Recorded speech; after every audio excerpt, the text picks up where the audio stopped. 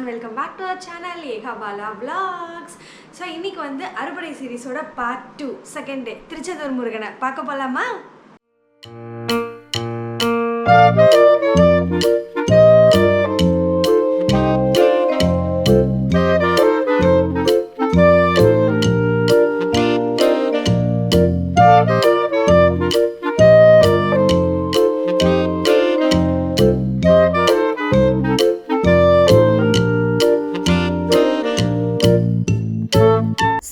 மக்களே, a long drive Madurai to Tiruchendur போக போகிறோம். அது மட்டும் இல்லாமல் அங்கே இருந்து அப்படியே டைரெக்டாக 3ஆம் படை வீடான பழனிக்கும் போகிறதுக்கு தான் சேர்த்து பேக் பண்ணிக்கிட்டு இருக்கேன். அண்ட் ஃபஸ்ட்டு நான் எல்லார்கிட்டையும் சாரி கேட்டுக்கிறேன். சில இஷ்யூஸ்னால் ரெகுலராக வீடியோ அப்லோட் பண்ண முடியல. நிறைய பேர் கேட்டுகிட்டே இருக்கீங்க. இனிமேல் ரெகுலராக அப்லோட் பண்ண ட்ரை பண்ணுறேன். ஸோ இந்த vlog பார்த்திங்கன்னா செப்டம்பர் 9 அப்போ எடுத்தது. நாங்கள் போன அன்னைக்கு கரெக்டாக பௌர்ணமியும் கூட. அண்ட் அது மட்டும் இல்லாமல் எங்களுக்கு அடிஷ்னல் போனஸாக நாங்கள் நினச்ச மாதிரி பிளான் பண்ணபடி கும்பாபிஷேகம் நடந்து வித்தின் 48 டேஸ்க்குள்ளே நாங்கள் போய் அந்த செந்தில் ஆண்டவனை கண்குளிர பார்த்துட்டு வந்துட்டோம். அண்ட் அந்த விலாகை தான் இன்றைக்கி நான் உங்கள் கூட ஷேர் பண்ணிக்க போகிறேன். எப்படி திருச்செந்தூர் ரீச் ஆனோம், அங்கே என்னென்ன ஃபெசிலிட்டிஸ் எல்லாம் இருந்துச்சு, எங்கே தங்குனோம், கோவிலோட வரலாறு என்ன, கோவிலுடைய வழிபடும் முறை என்ன அப்படின்றத எல்லாத்தையுமே ஃபுல் டீட்டெயில்டாக இந்த வீடியோவில் கொடுத்துருக்கேன். அண்ட் வெல்கம் டு ஆன்மீக பயணம் series of Eka Bala vlogs.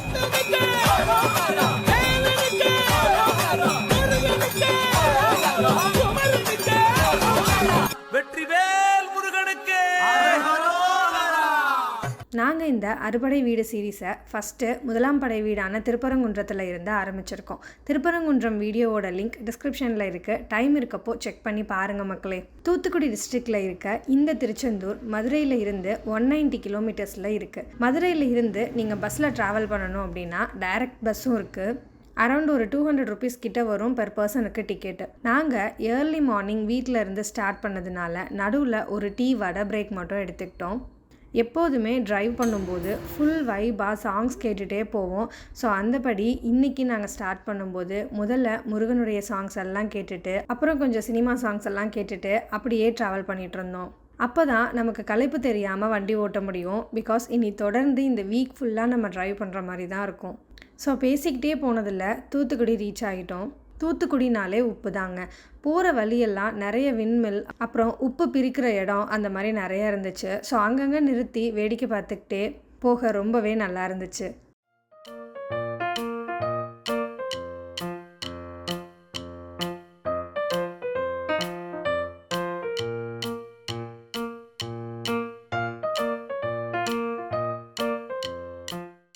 பொதுவாக போர் நடக்கும்போது மன்னர்களெல்லாம் தன்னுடைய படைகளோட தங்கின இடத்த தான் படை வீடுன்னு சொல்கிறோம். அப்படி இருக்கும்போது முருகரோட 6 படை வீடுகள்லையும் இந்த 2ஆம் படை வீடான திருச்செந்தூரில் மட்டும்தான் சூரபத்மன்ற அரக்கனை போரிடுவதற்காக தன்னோட படைகளோட தங்கியிருக்கிறார் முருகர். பட் யோசிக்கும் போது மிச்சம் 5 கோவில்களுக்கும் போருக்கும் என்ன சம்பந்தம் இருக்குது? அதையும் சொல்கிறேன். நான் சொல்லலைங்க, திருமுருகாற்றுப்படையில் நக்கீரர் சொன்னதை உங்களோட ஷேர் பண்ணிக்கிறேன். மக்களோட வறுமையை போக்கும் வள்ளல்கள் இருக்கிற இடத்த ஆற்றுப்படைன்னு சங்ககால நூல்களில் குறிப்பிட்டிருக்காங்க. அந்த வகையில் மக்களோட வறுமையை போக்க முருகர் இந்த 6 இடங்கள்லையும் குடிக்கொண்டதால தான் ஆற்றுப்படைன்னு நக்கீரர் திருமுருகாற்றுப்படையில் சொல்லியிருக்காங்க. தட்ஸ் வை காலப்போக்கில் இந்த 6 ஆற்றுப்படை வீடுகளும் 6 படை வீடுகளாக மாறியிருக்கு. முருகர் சூரபத்மனிடம் போரிட்டு அந்த அரக்கனை 2ஆ பிளந்து ஒரு பகுதியை மயில் வாகனமாகவும் மறுபகுதியை சேவல் கொடியாகவும் தன்னகத்திலே இருத்தி கொண்டார் அப்படின்னு சொல்லப்படுது. அதோட வியாழ பகவான் வேண்டி கேட்டுக்கிட்டதுனால தான்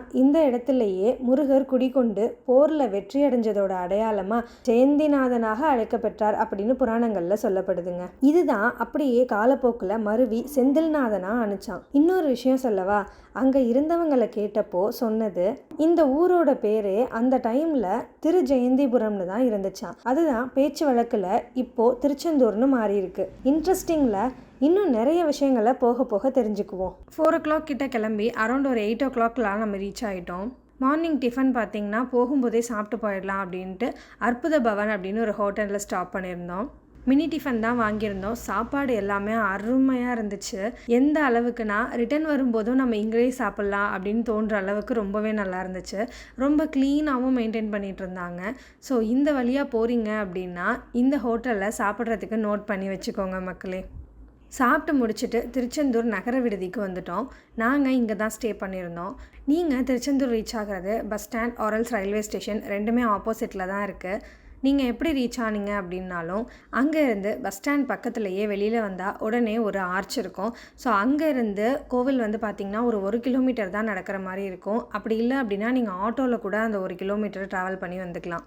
அந்த 1 கிலோமீட்டர் போகிற வழி ஃபுல்லாகவே கோவிலில் சுற்றி நிறைய தங்குற hotels, lodge, paid bathrooms and dress changing rooms, இந்த மாதிரி லாக்கர் எல்லாமே அவைலபிளாக இருக்குது. எனக்கு தெரிஞ்ச நான் கேட்டு தெரிஞ்சுக்கிட்ட அங்கே இருக்கிறவங்க சொன்ன எல்லா டீட்டெயில்ஸும் உங்களோட ஷேர் பண்ணியிருக்கேன். அதே போல் தேவைப்படுறவங்களுக்கு யூஸ்ஃபுல்லாக இருக்கும்னு நம்புகிறேன். கோவில் தேவஸ்தானமே ரூம்ஸும் கொடுக்குறாங்க. 500லேருந்து 5000 வரைக்கும் ரூம்ஸ் இங்கே அவைலபிளாக இருக்குது. தேவைப்படுறவங்க கண்டிப்பாக முன்பதிவு செஞ்சுக்கோங்க. அண்ட் ஃபெஸ்டிவ் டைம்ஸில் கண்டிப்பாக இங்கே கிடைக்கிறது ரொம்பவே கஷ்டம்னு சொல்கிறாங்க. ரூமுக்கு ரீச் ஆகி ஒரு 1/2 hour மட்டும் ரெஸ்ட் எடுத்துகிட்டு ஃப்ரெஷ் ஆகிட்டு கோவிலை நோக்கி நடக்க ஆரம்பிச்சிட்டோம். திருச்செந்தூர் ஸ்ரீ சுப்பிரமணிய சுவாமி திருக்கோயில் அறுபடை வீடுகளில் இது 2வது படை வீடு. உங்கள் எல்லாருக்குமே தெரிஞ்சிருக்கும், முருகனோட அவதார காரணமே சூரபத்மனை வதம் செய்கிறது தான். அண்ட் இந்த நிகழ்வு நடந்த ஸ்தலம் தான் இந்த திருச்செந்தூர். இந்த விஷயங்களை இந்த டைமில், அதுவும் இப்போ மகாகந்த சஷ்டி விரதம் நடக்கும்போது இந்த விஷயங்களை உங்களோட ஷேர் பண்ணிக்கிறதுல எனக்கு ரொம்பவே ஹாப்பியாக இருக்குது மக்களே. இங்கே திருச்செந்தூர் கோவிலுக்கு மொத்தம் 2 வாசல் இருக்குது. ஒன்று மேற்கு வாசல், அங்கேருந்து கொஞ்சம் தூரம் நடந்து போனால் தெற்கு வாசல் அமைஞ்சிருக்கு. நம்ம இப்போ தெற்கு வாசல் வழியாக தான் உள்ளே போய்கிட்டு இருக்கோம். நம்ம சேனலை இப்போ தான் ஃபஸ்ட் டைம் பார்க்குறீங்க அப்படின்னா மறக்காமல் சப்ஸ்கிரைப் பண்ணி வச்சுக்கோங்க. வாங்க திருச்செந்தூர் சுப்பிரமணிய சுவாமியை சந்திக்க போகலாம். இப்போது கொஞ்சம் கோவில் வரலாறெல்லாம் சிம்பிளாக பார்த்துடுவோமா? இந்த திருச்செந்தூர் கோவில் 2000 வருஷத்துக்கு முன்னாடி கட்டப்பட்டதுன்னு சொல்கிறாங்க. தேவர்களையும் முனிவர்களையும் துன்புறுத்திய சூரபத்மன்ற அரக்கனை அழிக்கிறதுக்காக அவதரித்த தெய்வம் தான் காக்கும் கடவுள்னு சொல்லப்படுற முருகப்பெருமான். அது மட்டும் இல்லாமல் தேவர்களோட குருவான வியாழ பகவானுக்கு முருகர் காட்சி தந்த ஸ்தலம் தான் இந்த திருச்செந்தூர். இங்கே சுப்பிரமணிய சுவாமி கோவிலுக்கு லெஃப்ட் சைடும் ரைட் சைடும் ஒரு பக்கம் வள்ளி குகையும் இன்னொரு பக்கம் மூவர் சமாதியும் அமைஞ்சிருக்கு. ஸோ நாங்கள் ஃபஸ்ட்டு வள்ளி குகைக்கு தான் போய்கிட்டு இருக்கோம். இப்போது சமதளத்தில் தெரியப்படுற இந்த திருச்செந்தூர் முருகன் கோயில் முன்ன காலத்தில் சந்தனமலைன்னு சொல்கிற ஒரு குன்றா தாங்க இருந்திருக்கு. அதுக்கு அடையாளம் தான் இங்கே இருக்கிற இந்த வள்ளி குகை. மிச்ச இடம் எல்லாமே காலத்துக்கு ஏற்ப மாறிக்கிட்டே வந்திருக்கு. கோவில் சுத்து பிரகாரத்தில் கடலுக்கு பக்கத்து சைடில் கொஞ்சம் தூரம் நடந்து போனோம்னா வள்ளி குகை வந்துடும்.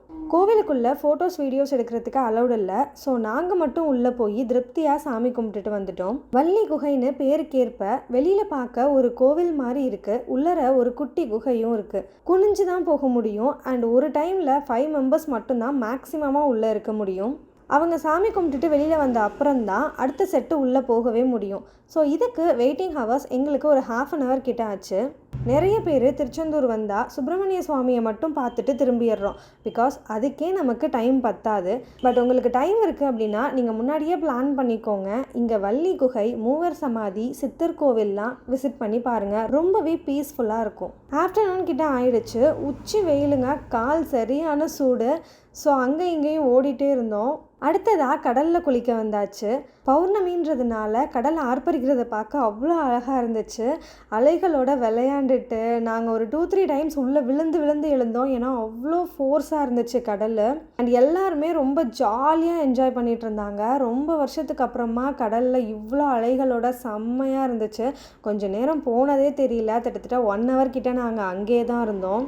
இந்த திருச்செந்தூருக்கு கருணை கடலான செந்திலாண்டவனை தரிசிக்க வரும் பக்தர்கள் ஃபஸ்ட்டு இங்கே கடலில் நீராடிட்டு அதுக்கு அப்புறமா அப்படியே ஆப்போசிட்டில் இருக்கிற முருகர் தன்னுடைய வேலை எரிஞ்சு உருவாக்கிய 4 கிணறுலையும் நீராடிட்டு அப்புறமா தான் சுவாமியை தரிசனம் பண்ண போகிறோம். இப்போது நம்ம போன டைம் கும்பாபிஷேகம் நடந்து 48 daysக்குள்ளே அப்படின்றதுனால சரியான ரஷ்ஷாகவும் நிறைய ரூல்ஸுமே போட்டிருந்தாங்க. இந்த 4 கிணறு முருகர் தன்னுடைய வேலை வச்சு உருவாக்கப்பட்டது அப்படின்னு சொல்கிறாங்க. இந்த 4 கிணறை எதுக்காக முருகன் உருவாக்கணும்? சூரபத்மனை வதம் செய்கிற போரில் தன்னுடைய படை வீரர்களோட தாகத்தை தணிக்க தன்னுடைய கையில் இருந்த வேலை எடுத்து எரிஞ்சு உருவாக்கப்பட்டது தான் இந்த 4 கிணறு. இதோட அதிசயமே இன்னைக்கு வரைக்கும் கடலுக்கு இவ்வளோ பக்கத்தில் இருக்கிற இந்த 4 கிணறோட தண்ணி உப்பு கரிக்காமையே இருக்கிறது தாங்க. இங்கே கோவில்லையே தினசரி அன்னதானமும் நடக்கும். வேணுங்கிறவங்க ஒரு 1/2 hour கிட்ட வெயிட் பண்ணுற மாதிரி இருக்கும். பட் சாப்பாடு குறையே இல்லாமல் ரொம்ப நல்லாயிருக்கும். பாயாசம்லாம் கொடுப்பாங்க ஸ்வீட்டோட, ரொம்பவே நல்லாயிருக்கும். அண்ட் அடுத்து 4 கிணறுலையும் குளிச்சுட்டு வெளியில் வந்துட்டோம். அப்படியே நடந்தே ரூமுக்கு போயிட்டு ஃப்ரெஷ் ஆகிட்டு ட்ரெஸ் சேஞ்ச் பண்ணிட்டு கருணை கடலான செந்தில் ஆண்டவனை பார்க்க கிளம்பியாச்சு. டைம் இப்போது ஒரு 2 PM கிட்ட இருக்கும். இப்போ உள்ளே போனால் நைட்டு எப்போ வெளியில் வருவோம் அப்படின்னு தெரில. ஸோ அந்த அளவுக்கு கூட்டம் இருந்துச்சு. அதனால இப்போவே சாப்பிட்டுட்டு போகிறது தான் நல்லது அப்படின்ட்டு கோவிலுக்கு வெளியில் இருக்க நிறைய சின்ன சின்ன கடைங்கள்லாம் இருக்குது. அங்கே ஆளுக்கு ஒரு மீல் சாப்பிட்டுட்டு கிளம்பிட்டோம். திருச்செந்தூர் முருகன் கோவிலை பொறுத்தவரை கடலில் அப்புறம் 4 கிணறுல நீராடிட்டு ஃபஸ்ட்டு நம்ம வழிபட வேண்டியது தூண்டுகை விநாயகர் கோவிலை தாங்க. இங்கேருந்து தான் நம்ம ஸ்டார்ட் பண்ணணும். சிலருக்கு தெரிஞ்சிருக்கும், சிலருக்கு தெரியாமல் இருக்கும். ஸோ தெரியாதவங்களுக்காக நான் சொல்கிறேன். இந்த தூண்டுகை விநாயகர் கோவில் தெற்கு வாசல் பக்கம் இருக்குது. ஸோ சவுத் கேட் வழியாக நீங்கள் பிளான் பண்ணி கோவிலுக்குள்ளே என்ட்ராகிற மாதிரி பார்த்துக்கோங்க. நாங்களும் முழுமுதற் கடவுளான இந்த தூண்டுகை விநாயகரை கும்பிட்டுட்டு அப்படியே நடக்க ஆரம்பிச்சிட்டோம். செம்மையான கூட்டம். ஸ்பெஷல் தர்ஷன் பார்த்திங்கன்னா 100 rupees டிக்கெட்டில் ஒரு 4 hours கிட்ட ஆகும்னு சொன்னாங்க. அண்ட் நார்மல் ஃப்ரீ தர்ஷனில் வந்து பார்த்திங்கன்னா 6 hours கிட்ட ஆகுதுன்னு சொல்கிறாங்க. கோவில் டைமிங் வந்து பார்த்திங்கன்னா மார்னிங் 4:30க்குலாம் ஃப்ரீ தர்ஷன் கியூ ஸ்டார்ட் பண்ணிடுவாங்க. அண்ட் நைட் வந்து பார்த்திங்கன்னா ஒரு 9க்கு க்ளோஸ் பண்ணுற மாதிரி சொல்லியிருந்தாங்க. பட் கூட்டத்தை பொறுத்தவரை ஒரு சில ஸ்பெஷல் டேஸ்க்கு சேஞ்ச் ஆகும் அப்படின்ற மாதிரி சொன்னாங்க. பிகாஸ் இன்றைக்கி நடந்தது அந்த மாதிரி மக்களே.